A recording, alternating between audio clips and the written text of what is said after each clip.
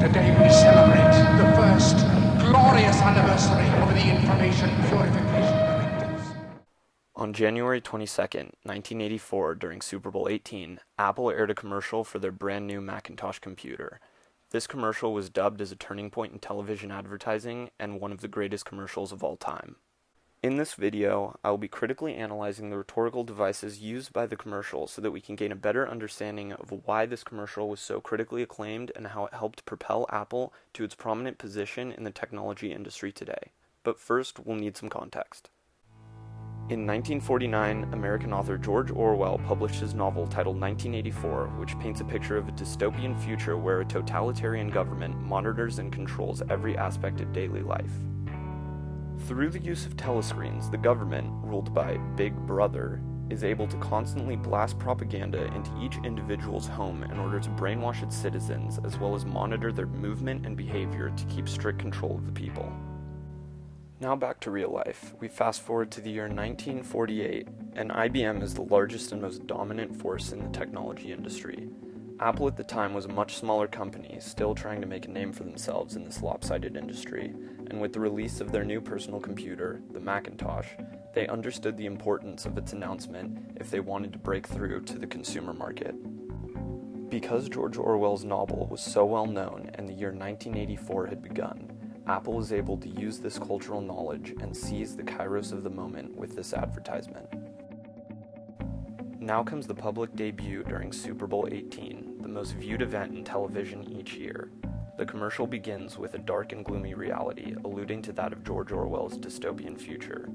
The entire commercial is dominated by gray and light blue hues, which give the viewer feelings of misery and bleakness. This is also a reference to the light blue color of IBM's logo. This, in combination with the uncomfortably military-like noises and the sinister voice spewing repetitive ideas of unification and solidarity, forces the audience to associate IBM with dictatorial control and mind-numbing sameness. Today we celebrate the first glorious anniversary of the Information Purification Directives. We have created, for the first time in all history, a garden of pure ideology. This voice, coming from the villainous face on the big screen, shows IBM in the same light as Big Brother from George Orwell's novel. Obviously, the reality of the year 1984 didn't come close to what Orwell made it out to be, but Apple's subtle representation of IBM does a great job of making the audience consider the potential of a controlling regime. But running through the center of the zombie-like army comes a colorful female figure with a massive hammer in hand. This is the only being in sight with human skin tones and distinct colors, creating a clear juxtaposition between her and the masses. The rhetorical process of identification takes place here by allowing the audience to find solace in her human characteristics. Subtly placed on her tank top is the Apple logo with an outline of the new Macintosh computer, symbolizing Apple as something different, something remarkable among the minions.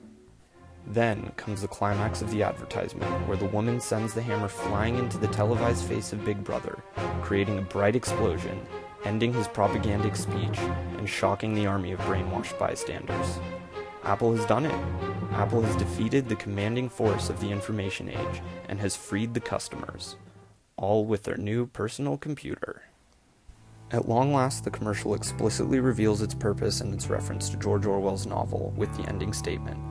This was strategically placed at the end to allow the cinematic qualities of the commercial to draw in the audience without distraction, and finally to leave the audience with a sense of awe and understanding. Apple will save us from the controlling grips of dominating companies. Let's all go buy their products.